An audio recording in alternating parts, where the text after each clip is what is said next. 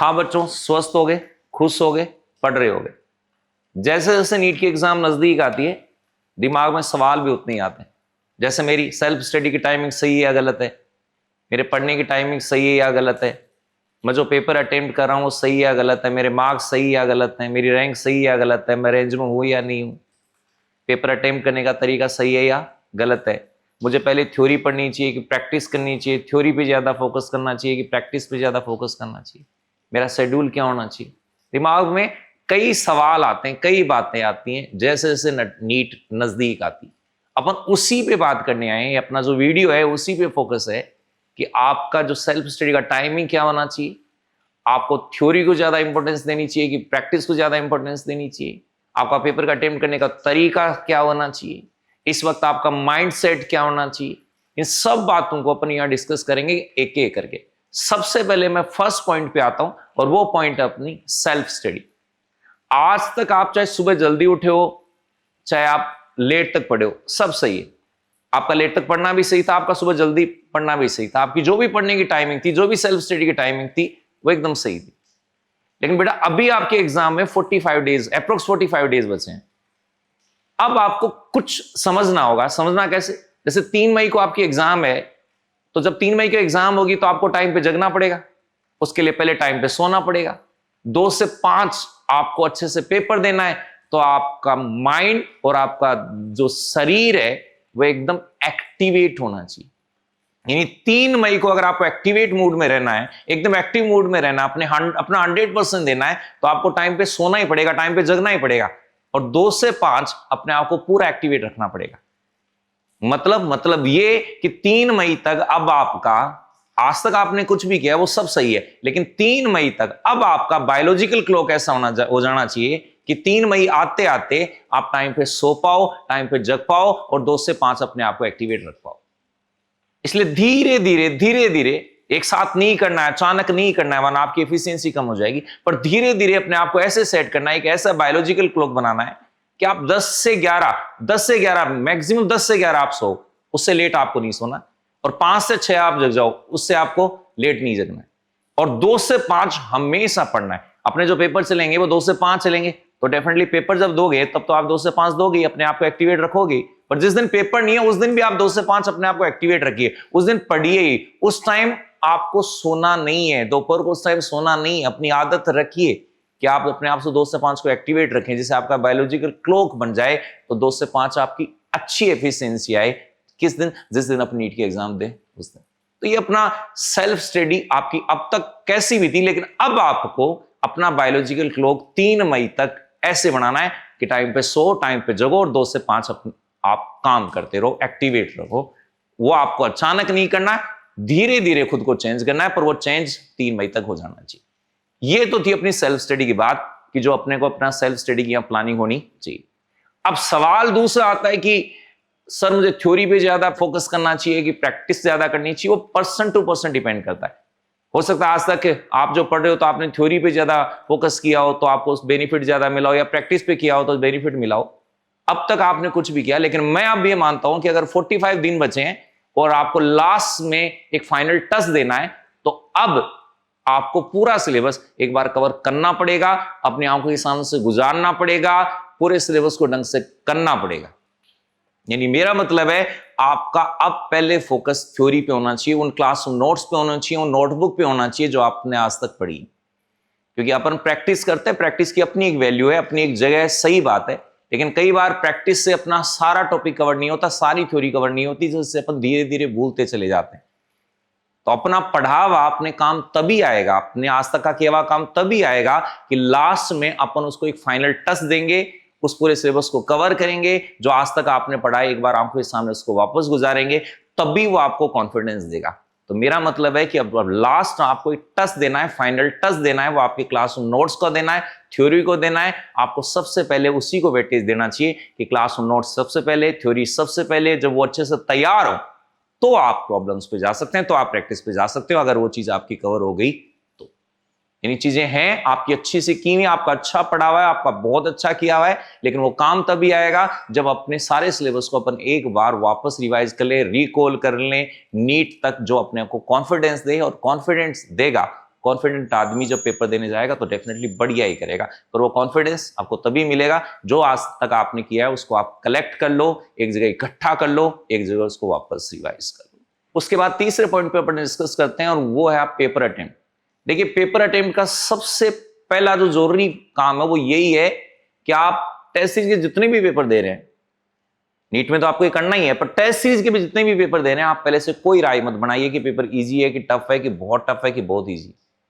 Paper कैसे भी हो सकता है, आपको अपना 100% देना है।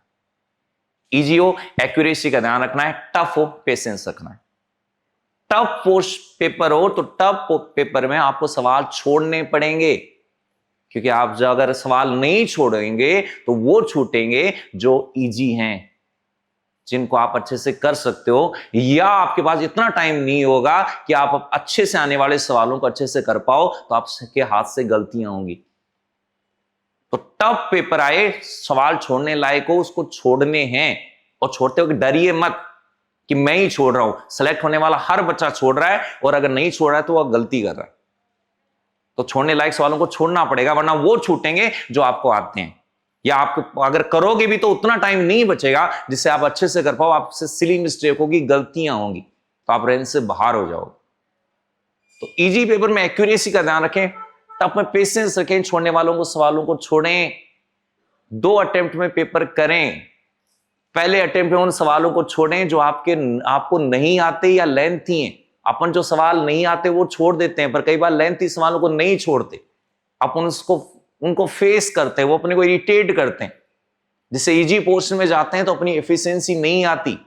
वे टफ पेपर को, अच्छे पेपर को अटेम्प्ट करने का तरीका यही है कि आप टफ पोर्शन को इग्नोर करो और इजी पोर्शन में एफिशिएंसी लाओ, क्योंकि अगर आप टफ को फेस करोगे वो आपको इरिटेट करेगा, तो इजी पोर्शन में एफिशिएंसी नहीं आएगी, तो आप मैदान से बाहर हो जाओगे। इसलिए डरिए मत, पेशेंस रखिए, ये मत सोचे कि छोड़ रहे हो तो आप ही छोड़ रहे हो, क्योंकि घबरा कर छोड़ना, हड़बड़ाहट में छोड़ना कि यार मेरे सवाल छूट रहे हैं, तो उससे भी आपकी एफिशिएंसी कम होती है। आप कॉन्फिडेंस से छोड़िए कि मैं छोड़ रहा हूं तो सिलेक्ट होने वाला हर बच्चा छोड़ रहा है, बस वो छोड़ने लायक होने चाहिए। तो ये पेपर अटेम्प्ट बहुत अच्छे से करना है, अपना बेस्ट देना है, अपना 100% देना है। फिर चाहे पेपर टफ हो, चाहे इजी हो, चाहे बहुत इजी हो, आप अपना 100% देंगे, अपना बेस्ट देंगे, तो आप रेंज में होंगे, रेंज से बाहर नहीं होंगे। 4th जो पॉइंट है वो है आपका इसमें माइंडसेट क्या होना चाहिए। देखिए मैं एक छोटे से एग्जांपल से आपको बताता हूं। टेस्ट सीरीज स्टार्ट हुई, एक पेपर टफ था, तो एक बच्ची आई मेरे पास अपने भाई के साथ, तो भाई ने बोला कि सर इसका पेपर कल खराब हो गया, गंदा हो गया, रो रही थी, रात को सोई नहीं। मैंने पूछा क्या हुआ बेटा? बोले सर मेरे पहले पेपर में इतने मार्क्स थे, दूसरे में इतने मार्क्स थे, तीसरे में तो देखो सर 287 मार्क्स हैं मेरे आउट ऑफ 360। मैंने 287 पे उसको उसकी रैंक दिखाई। मैंने कहा बेटा इससे अच्छी रैंक आपकी कभी आई है क्या? बोले नहीं सर ये मेरी बेस्ट रैंक है। मैंने कहा आपको फिर रोना था कि हंसना था? बोले हंसना था। मैंने कहा आप क्या कर रहे थे? बोले रो रहे थे। इसका मतलब आप बच्चे बोले गलत सोचते हैं। मैंने कहा फिर सोचते क्यों? जो हम कहे ना वो मान लो। इसका मतलब मैं उसको समझाना चाहता था कि मार्क्स से इंपॉर्टेंट क्या है, रैंक है। अब आप रैंक के बारे में सुनिए। अगले दिन एक बच्चा फिर आया, बोले सर मेरे घर वाले थोड़े कंफ्यूज हैं और वो मेरे को भी कंफ्यूज करते हैं। मैंने कहा कैसे? बोले उनको लगता है कि इस साल मैट्रिक से 560 बच्चों को गवर्नमेंट कॉलेज मिला, तो इस बार 650 700 को तो मिलना है। तो पिछले टेस्ट में मेरी 350 रैंक थी, तो बड़े खुश थे, कॉन्फिडेंट थे कि हाँ मेरा हो जाएगा, मैं रेंज में हूं। पिछले टेस्ट में सर मेरी 800 रैंक आ गई, तो उनको लगता है मैं रेंज से बाहर हूं। वो खुद भी कंफ्यूज हो गए, मेरे को भी कंफ्यूज कर दिया। मैंने कहा यार मेरे भाई आप एक ही हो, परसों आप सिलेक्ट हो रहे थे, आज आप सिलेक्ट नहीं हो रहे। एक बच्चा 2 दिन में ऐसे कैसे हो सकता है कि एक दिन सिलेक्ट हो और एक दिन सिलेक्ट ना हो? इसका मतलब कोई चीज है जो रैंक से भी ऊपर है।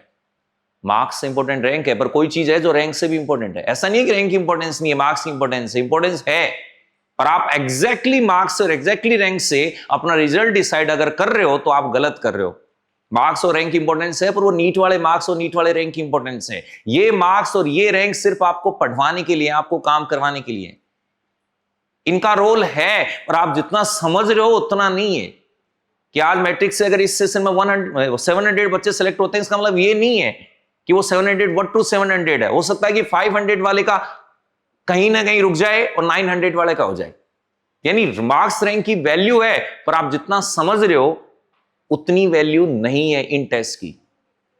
मार्क्स से इंपॉर्टेंट रैंक, और रैंक से इंपॉर्टेंट भी कोई है, और वो है आपकी पढ़ाई, आपका सिलेबस, आपका कोर्स, आपकी फिजिक्स केमिस्ट्री बॉटनी जूलॉजी के टॉपिक जो आज तक आपने पढ़े हैं वो कंट्रोल में होने चाहिए, वो रिवाइज होने चाहिए।